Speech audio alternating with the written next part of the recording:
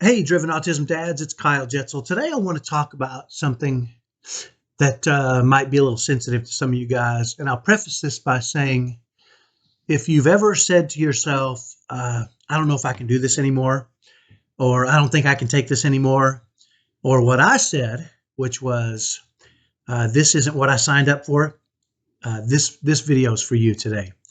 So I'm going to start by sharing with you a story about a good friend of mine who I used to work with.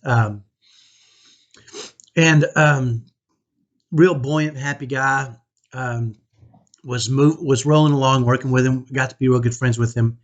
And one day, I could tell he was starting to get more and more frustrated. And I was assuming it was things that were happening at home. And so, eventually, I kind of said, "Hey, you doing okay?" And he'd say, how we guys are. He'd say, "Yeah, I'm doing fine." And then after about the third or fourth day that I said that, he finally confided in me, and he said, "You know what? I got a problem, and I don't really know what to do." I said, "What's going on?" He said, "Well, his wife had just had a child, and it wasn't his first child, but she had gone through postpartum depression before, but this time it was overwhelmingly severe, and he was struggling with it. He said to me, I'm not sure, but I may have to put her in a home." And he said, I don't think I can take this anymore. I don't really, right?" And so, I said, "Well, are you going to put her in a home?" He said, "No, I don't want to put her in a home, but I can't live like this."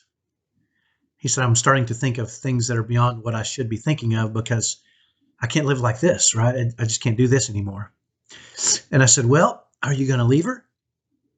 And he said, "No, absolutely not. I'm not going to leave her. There's no way I'd do that." And I said, "Well, then it sounds to me like you need a plan. Let's just decide right now. You're not going to leave her." He said, "I'm not going to leave her." I said, "You're not going to put her in her home." I said, "Okay, you're not going to put her in a home." I said, let's talk about a plan. What can you do?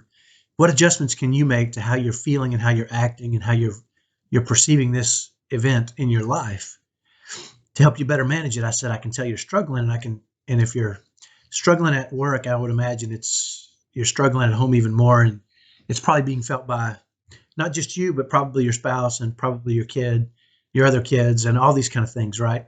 And so, initially he was a little bit hesitant to do that, but then he said, "You know what? Let's try it. I mean, what? I mean, I'm not going to leave her. I'm not going to put her in a home, and I can't live like this. So maybe we can put together some sort of a plan, right?"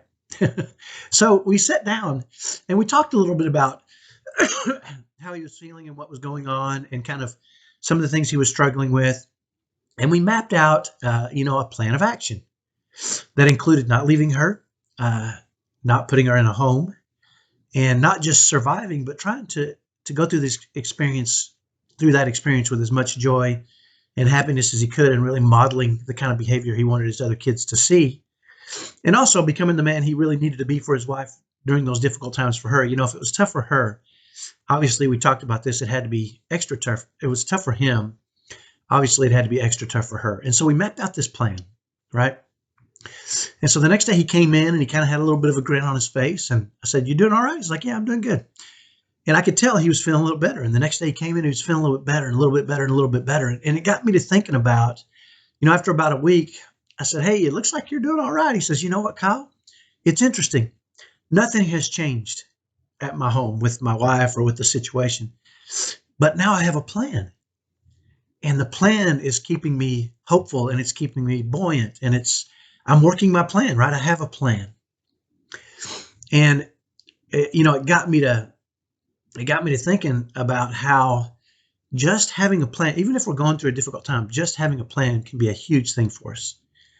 And how, and I've told the story about me, about the time that, um, we were really struggling as a family. My wife and I weren't getting along. My son's on the spectrum. One specifically, who's more severe, was causing tremendous turmoil and stress in our home, making it an unhappy place to be. I would stay away from home longer than I needed to because it wasn't any fun there.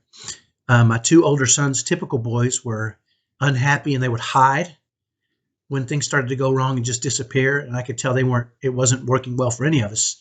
And I remember after one extremely hard meltdown, my wife and I kind of got into a fight. kind of turned on each other. And I left the house with my keys in my pocket, ready to leave. I mean, I was going to get my car and go. And I remember thinking in my mind, this isn't what I signed up for. Those were the words I said. This isn't what I signed up for. And that was the moment, almost leaving my family, that was the trigger for me to create a plan. And in acting out that plan, we solved a lot of our family's problems. We lowered stress. My wife and I repaired our relationship. My typical kids and I mean, it was a huge turning point in our lives. The fact that we made a plan. The plan wasn't perfect. The plan was far from perfect. There was a lot of mistakes we made, but we had a plan and we were sticking with it, right? We were going to go through this plan, and things that didn't work, we'd throw out. Things that did work, we'd keep.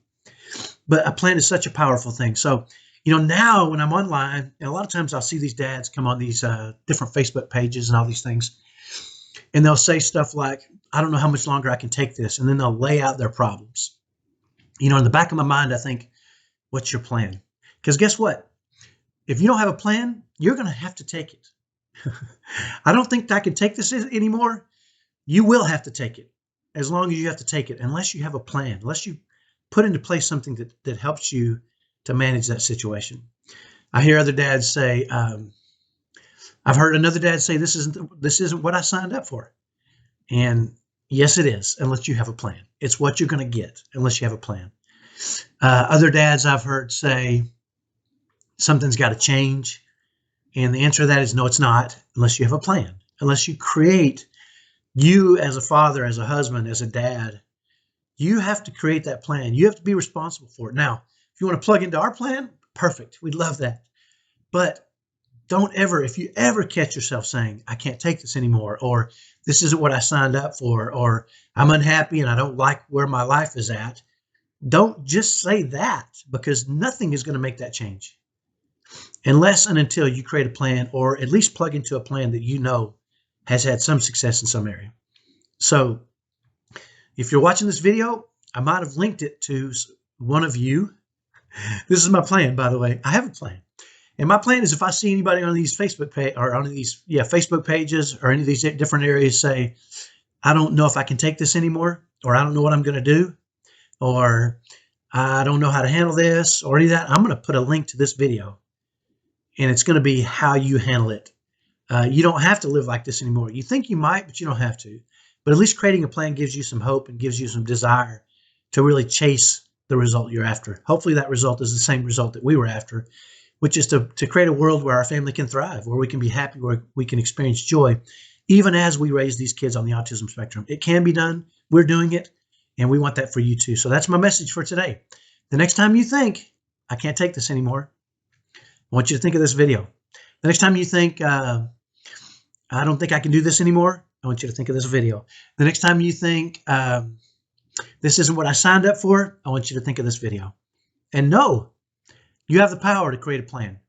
If you don't know what to do, if you don't know what plan to create, reach out to me. I'll show you our plan. You can plug around in, you can start working it.